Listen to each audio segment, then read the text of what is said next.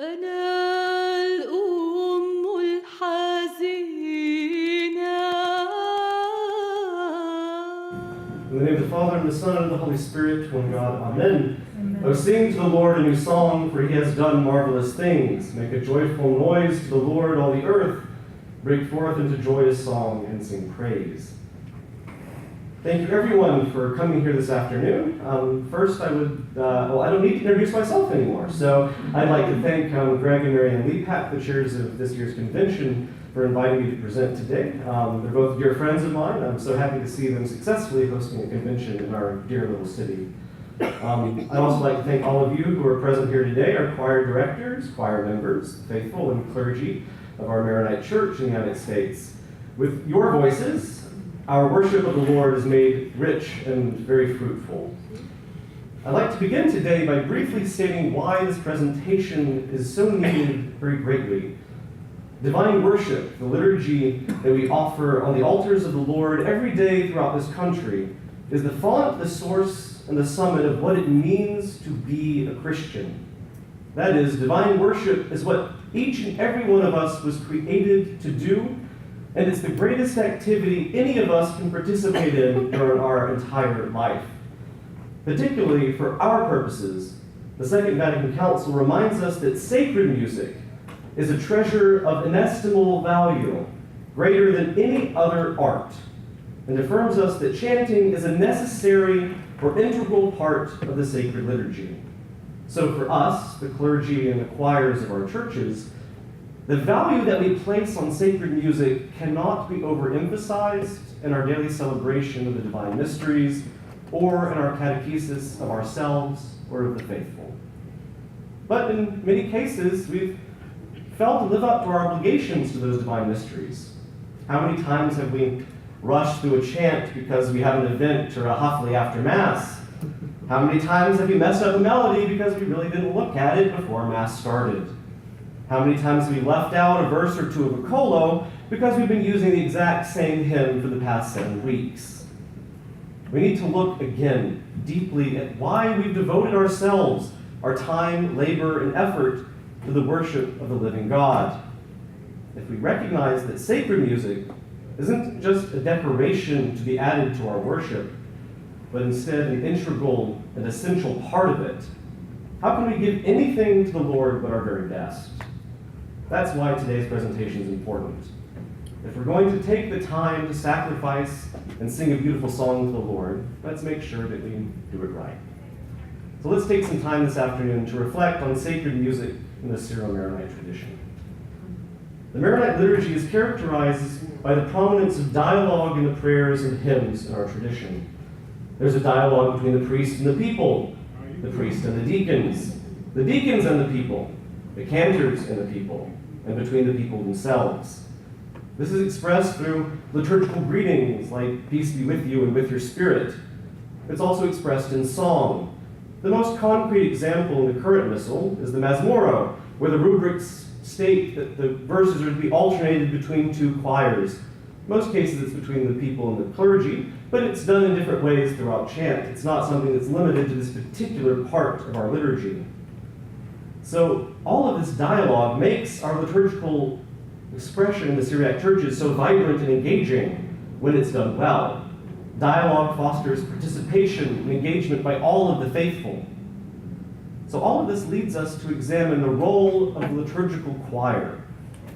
Indeed, the presence of a choir at all in the Syriac tradition is a little bit of an aberration, because the whole body of the faithful present in church are called to raise their voices in song to the Lord. This means that our choirs are never intended to replace congregational singing, let alone become performance choirs who seek to entertain an audience. Rather, the chanters of the choir are sought and called to assist, guide, and facilitate the singing of the congregation. This is the most important thing that we can take about on our reflection of our roles as liturgical singers. The faithful, the congregation in the pews, have a right and obligation to participate in the liturgy. So that means that they should be able to sing along with every colo and hymn that the choir sings in church that day. Now, of course, Maronite sacred music has different modes of expression throughout the years. So let's kind of set apart what those different types are. First and foremost, of course, Maronite sacred music is expressed in the form of Syriac chant. This is the only authentic form of sacred music in the Maronite tradition. This is the chant passed down to us from the earliest centuries of our history. There are a number of our cole that we sing that can be traced back to as early as the 5th or 6th centuries, or in some cases even earlier. Syriac chant is characterized by simple melodies, clear rhythm, monophonic structure, that means no harmony, and percussive instrumentation that accompanies it. This is the form of chant used for all of the entrance hymns, cole, mazmore, the communion hymns, and the fraction hymns included in the 2005 Missal. And of course, there are the other hymns and chants taken from the wider Arabic tradition that have found a place in the Maronite kind of ethos throughout the years. You see these in like Salat al-Kimana or like some of the Lenten hymns. These are hymns that have been inspired by that Syriac thought, that Syriac worldview, but have been influenced through a wider kind of Arabic expression. There are a number of Arabic hymns, of course, that are based on European hymns that were brought by the Crusaders. You know that. There's the Arabic adaptation of Immaculate Mary, and of course you have Wa Habibi, which is a wonderful Italian or French hymn that was adapted into Arabic, which is kind of synonymous for Lent and Good Friday, even though it originated in Europe. And of course there are a number of those kind of recently composed Arabic texts that if you turn on the TV and you watch a liturgy from Lebanon, you'll see that kind of make you want to pull out a cigarette in a martini glass and sing along with it, because that's how they're composed. So I'll leave that there for those, but they exist. In the United States, we've also become accustomed to a number of English texts from a number of different sources, including some of the non-liturgical devotional music from Monsignor Liturgy, which many of us are familiar with. Also, there's music that was familiar to the Latin churches that they've been sung through the past few decades. And even I've heard some music used by Protestants in their services. So it goes without saying that there's a large, wide musical corpus that's both foreign and integral to our own authentic tradition. So before we can address the current state of affairs in our churches, we can look a little bit of where we come from. The Maronite Church is but one of the daughter churches of Antioch. We share an immediate common tradition with the Syriac Catholic and Syriac Orthodox churches, and of course the wider Syriac tradition with the Chaldean, Syro-Malabar, and Syro-Malankara churches. And this wide, lovely Syriac tradition finds its origins in the Greek-speaking cities of Antioch, Jerusalem, and the Syriac-speaking areas of Edessa and the regions of Syria, Palestine, and Mesopotamia. And over the centuries, the Church of Antioch suffered divisions because of linguistic and doctrinal disagreements, which led to the birth of the Maronite Church as a separate ecclesial entity apart from her sister Syriac churches.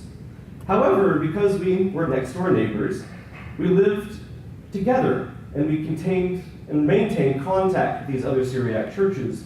And so our liturgy and tradition developed alongside, together, and with these other Syriac churches. And it wasn't until the arrival of the Crusaders and the European missionaries in the 11th and 12th centuries that our liturgy experienced foreign influence.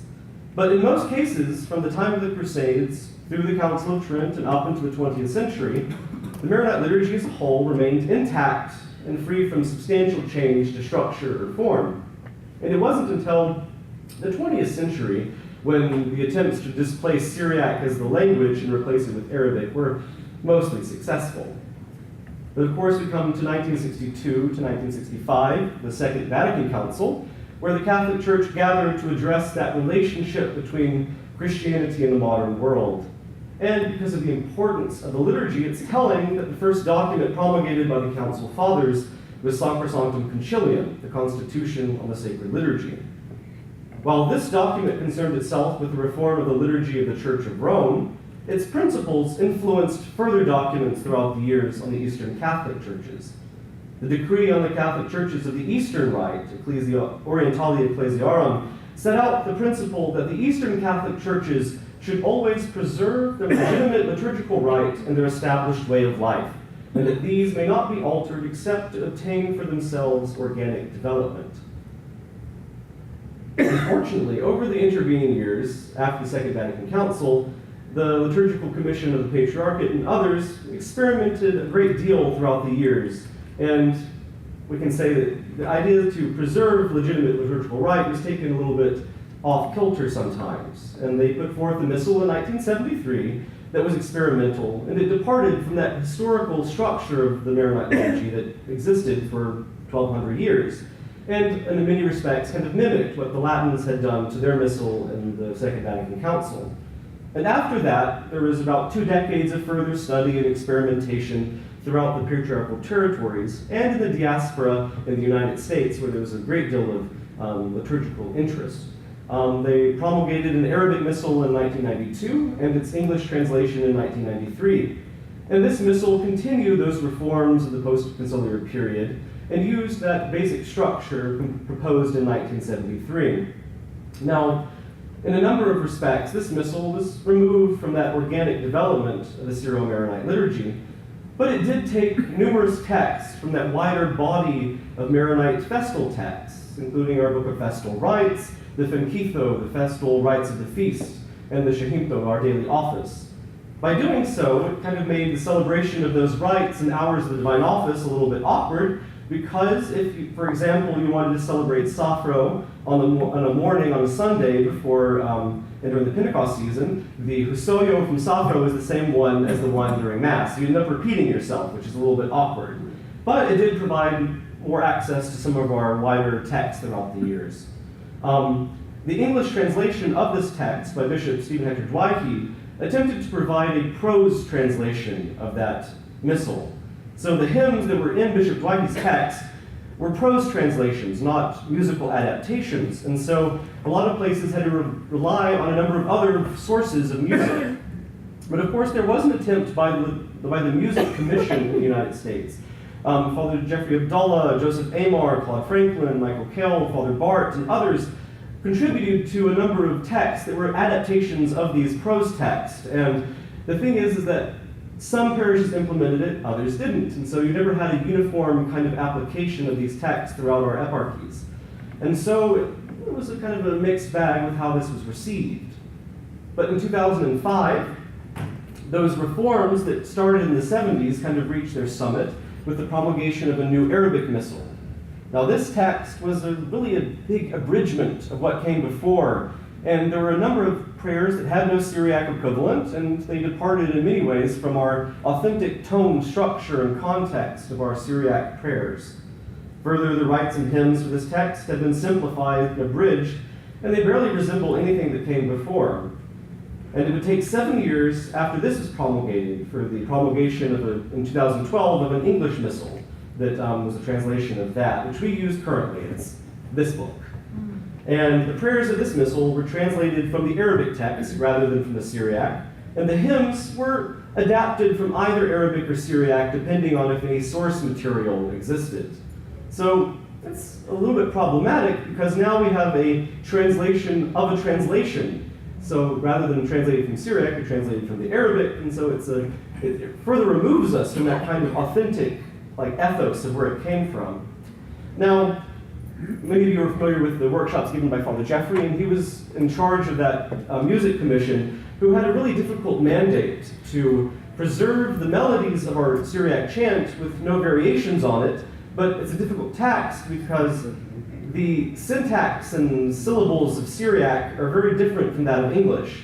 So you can call them adaptations rather than translations, because sometimes in Syriac you can say something in 3 syllables that in English may take 10 or 15, so you can see how difficult that can be. So we can see that what we have now it's a flawed text, it is, but what it is it needs some reform. The church always needs reform and care that what we have is good and good for the souls of the faithful. But of course, there is a good thing we can take away from what we have from this text, is that it's coherent in that from the beginning to the end, you can chant it all the way through. You don't have to rely on outside text. You can stick to the book and do it. And it can be dignified and done well if you take care of what you're doing. So if we take a look at the current state of affairs, we have this book, so what do we do with it? And throughout my years of formation, I visited a number of our parishes. And all of us have access to YouTube, so you can kind of get an idea of what's going around the States when it comes to our parishes and our liturgical life. So what can we see there? A number of our parishes have fully implemented the text we have. They just use the book, and that's good. There are a number of parishes that haven't. They still rely on some outside material. Either they haven't learned the text or the melodies of the hymns, and so they kind of rely on what they've been doing before. And you can see that this kind of behavior, you can see it at like the MYO and the MYA retreats, and sometimes you can see it at NAM and some of the other parochial events. But it's important that we maintain our adherence to the book that we have. But rather than speaking in kind of an abstract, I want to give kind of a concrete example of where we can go off the rails when it comes to the book. So let's give us a hypothetical St. Charbel parish somewhere out there. And we're about to celebrate the feast of the Assumption of the Mother of God. So the Missal gives a proper liturgy for the feast.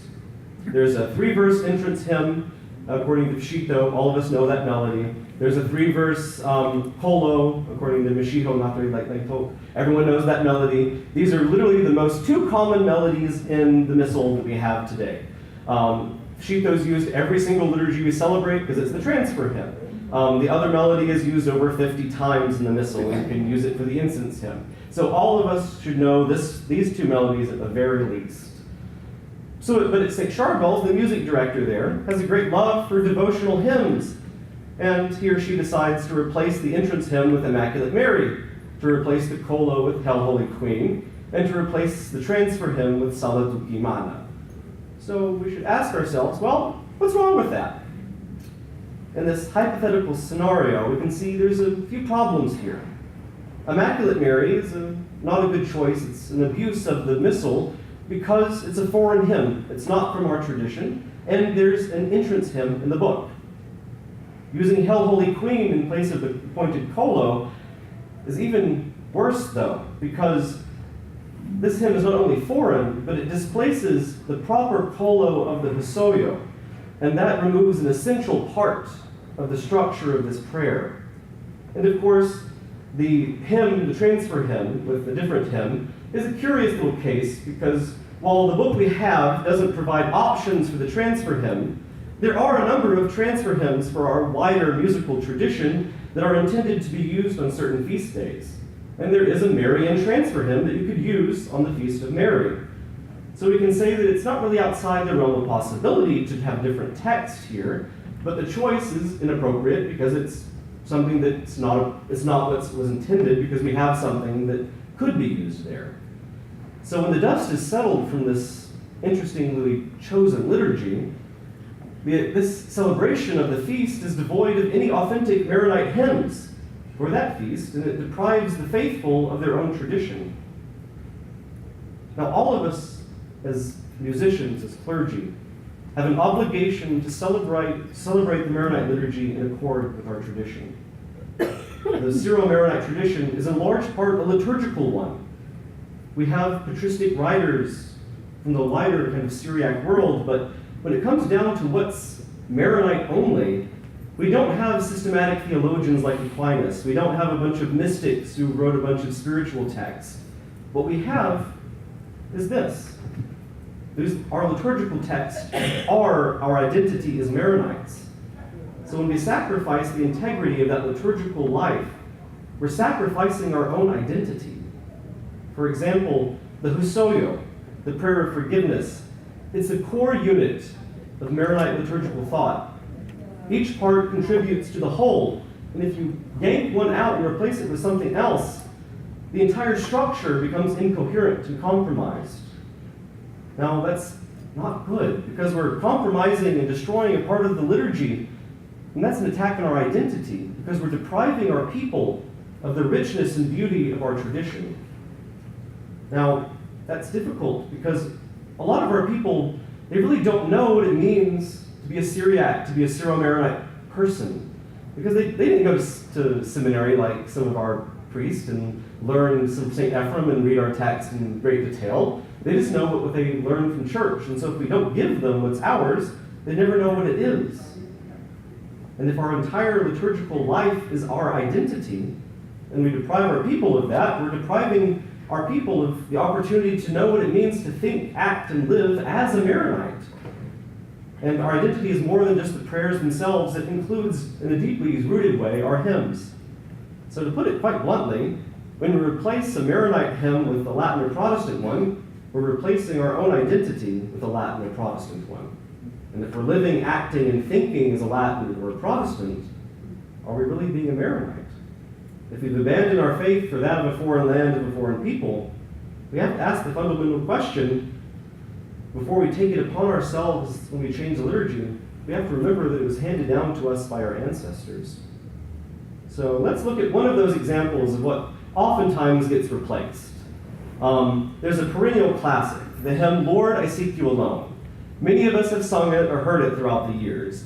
We can also note that there's a coincidental rhythmic and melodic parallel to the song I've Been Working on the Railroad. Am I the only one who's noticed this? As the shadows grow longer, I've been working on the railroad. So there we can already critique the kind of musical effort that went into the text, into the melody. But let's look at the words. Lord, I seek you alone. Lord, my love, I confess. You alone are my goal. You my true happiness.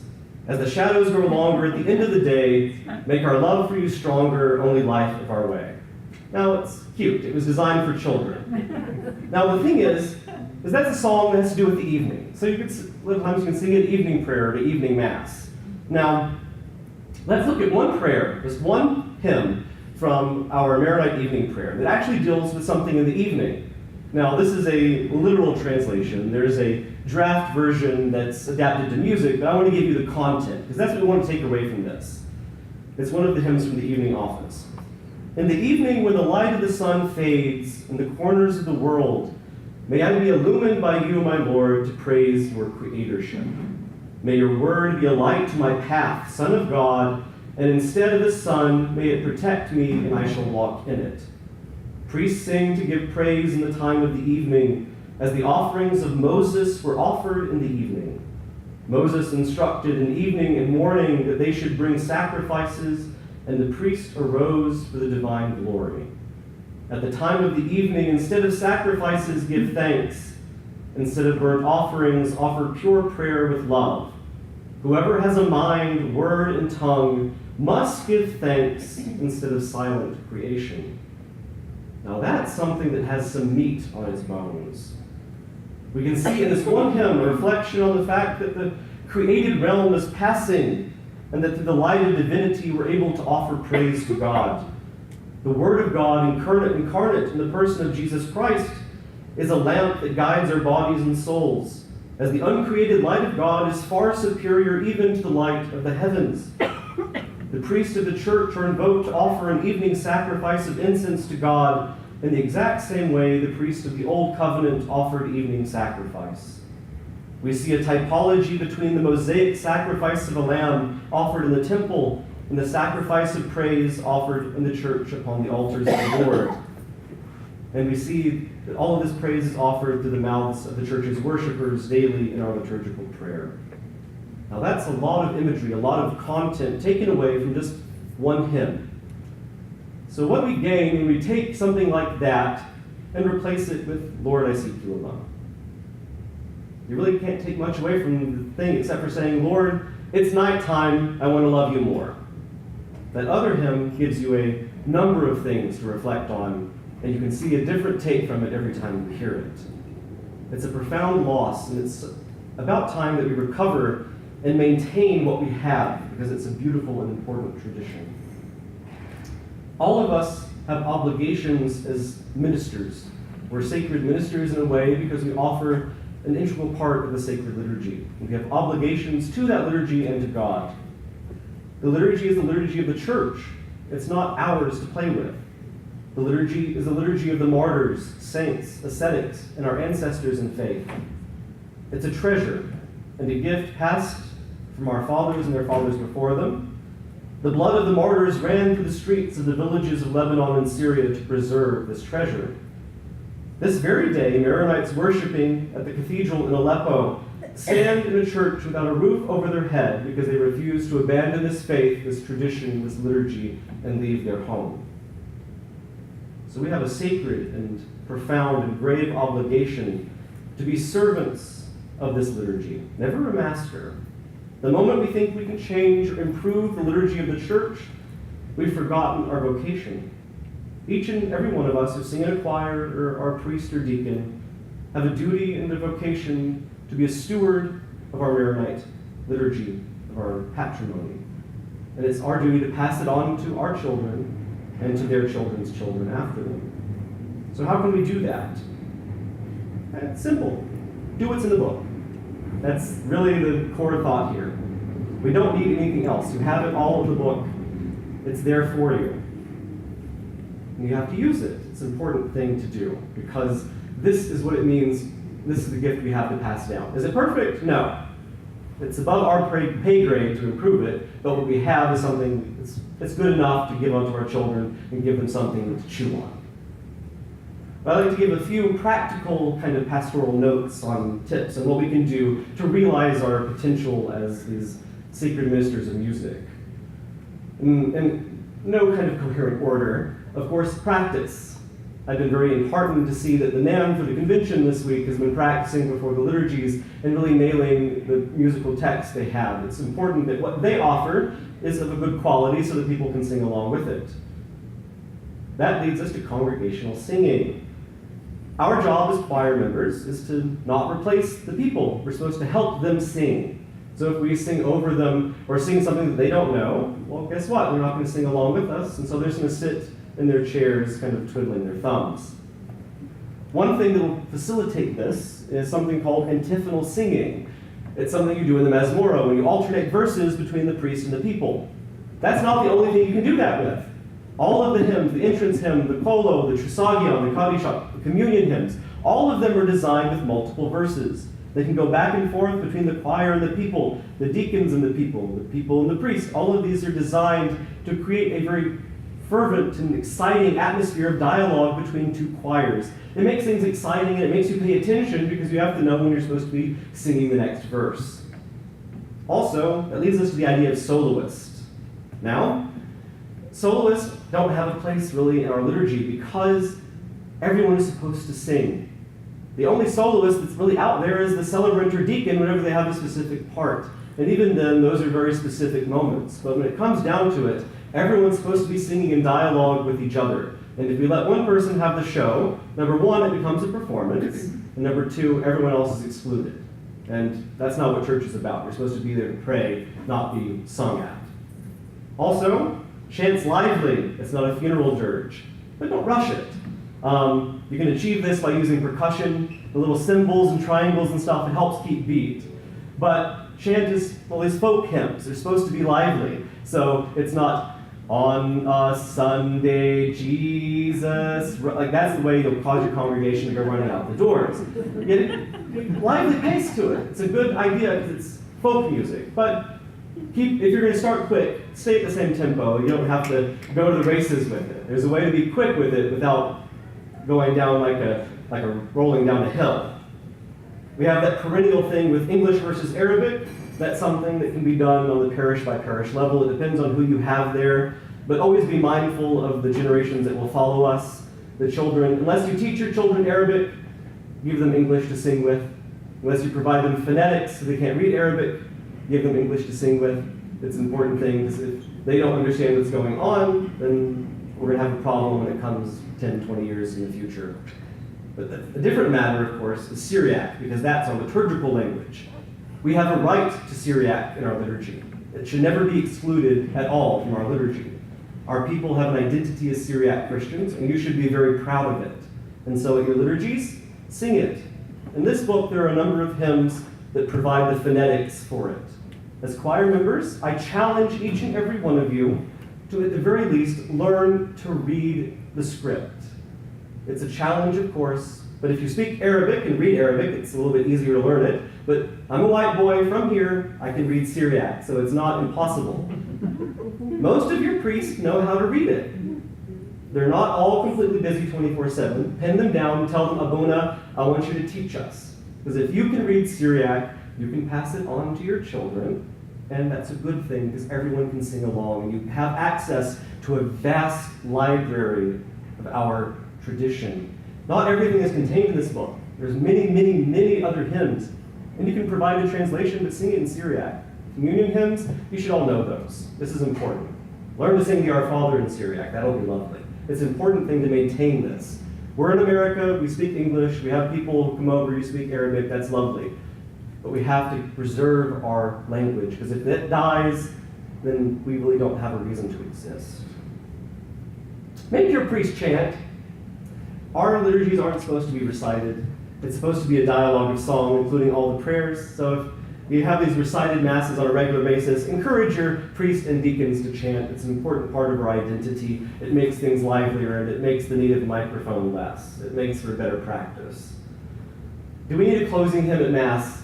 Not always, because that's the big problem there, is that whenever we have to find a closing hymn, it's really hard to find text to sing there. And that's whenever we often rely on things which aren't our tradition, because you just have something lying around. If you don't have something good to sing, it's better not to sing it at all. You can provide some organ music or some instrumental music or the silence. I think that's an okay thing. We don't always have to have music for everything we do. It's fully acceptable to have silence. That's an important part of what it means to be a Christian, is just to meditate and sit in silence. But if you do have a closing hymn, I suggest sing something for the faithful departed. There's an important part of our tradition after communion that you commemorate the dead, and so that's a fitting place to do it if it's the incense hymn, if you have a 40-day or something. There's always an opportunity for that. And if all else fails, sing something for Mary. You can never go wrong there. Also, if you're not singing the lighting hymn in your churches, start doing it. It's an important part of making the liturgical rhythm work. Make your deacons and subdeacons light the candles so while you sing the song. It's an important thing. It's a very beautiful tradition that adds to the solemnity of what we're doing. It gives a symbolism behind it. We're not just lighting candles because you have to light candles. You're lighting candles because there's a theological meaning behind it. Recruit singers. This is an important thing. They can be young. Preferably they're young. There's a few young faces in here. It's good. Recruit them. You have to pass it on to your children. But also make sure that they can keep pitch. That's an important thing. The nice thing about that, though, is if you keep the standard that they can keep pitch, you don't have to worry about soloists, because if they're not skilled singers, they won't feel the need to perform. But if they can keep up, then you have a good wide body of singers, so you don't have a loose voice. Also, what's lovely is the fact in our Syriac tradition, it gives something for the women and the girls to do, because oftentimes we don't have girl altar boys, so if they can't serve at the altar, we have to give them something that makes them feel involved. And so St. Ephraim, whenever he was teaching the choirs back in the day in Edessa, in Nisibis, guess what he was doing? He had the women lead the choir, and he was singing the choir with them. So I have so many beautiful, lovely ladies here. You're exercising that vocation, but get those young ladies out there too. If they're not serving at the altar, have them sing in the choir. It's an important vocation for all of us to take part in, and it gives everyone a chance to be involved in this. And also, if any of you have musical ability to compose, do it. We've kind of reached this point where you know that sacred music didn't stop in the year 1200, and it didn't stop in the year 1980. So we can have new things, but always remember, don't write things that aren't ours. So if you're not familiar with how Syriacs pray, how Maronites pray, become familiar with that when you compose music. Make sure it's coherent in that kind of worldview. And also, don't deviate too far from our chant tradition. You can't go wrong if you stay with our chants, and that they're very simple, they're very easy to work with. You don't have to go off the rails with that. When you compose, you stick to thought, think like a Syriac and sing like a Syriac. You can't go wrong with the music. And it respects that kind of biblical and patristic kind of identity that we have. So it's a challenge all of you that have some kind of thought out there, you can compose some hymns, do it. But it's important, it's a beautiful vocation that all of us have to sing. It's what we have to pass on to our children. And I challenge all of you to take pride in what you have. Not all of it's perfect, it really isn't. But what you have is a beautiful, beautiful tradition, and all of you have a very sacred vocation to sing and enlighten all of our worship. The priest can't do it alone, the deacon can't do it alone. There's nothing more mortifying to a priest, especially when you go out to like a baptism or a wedding, and you have a congregation that just kind of sits there and stares you, kind of blank-faced, never replies at you, and so you have to do all of the prayers. You have to say amen for yourself. You have to sing the hymns for yourself. It's a little mortifying. But if you have people who can sing, and they're not just used to being sung at by a choir, it's helpful. So all of us are called, be it priest, deacon, subdeacon, choir member, to help the people of God sing. So I thank all of you for all that you've done throughout your lives to sing and bring a beautiful song to the Lord. And I challenge you to keep on doing it, but do it well. Because the liturgy is something that's offered to God for his glory, and we can only ever offer him our very best. And so when you do that, take pride in what you do. Practice. Take pride, learn what you can. If you don't learn the melodies, there are resources out there for you. Sing these, call Father Jeffrey, call the bishop. We can direct you in the right direction. You're never alone with this kind of stuff. We want everyone to succeed. We want the worship of God to be good. So don't ever feel like you don't have resources. They're out there, ask for them. We're more than happy to help, because we want our churches to be beautiful, to offer worthy worship to God. And so all of you, thank you so much. And if there's any questions or any kind of discussion, we have at least 15 minutes or so, I think. So whatever you'd like to talk about.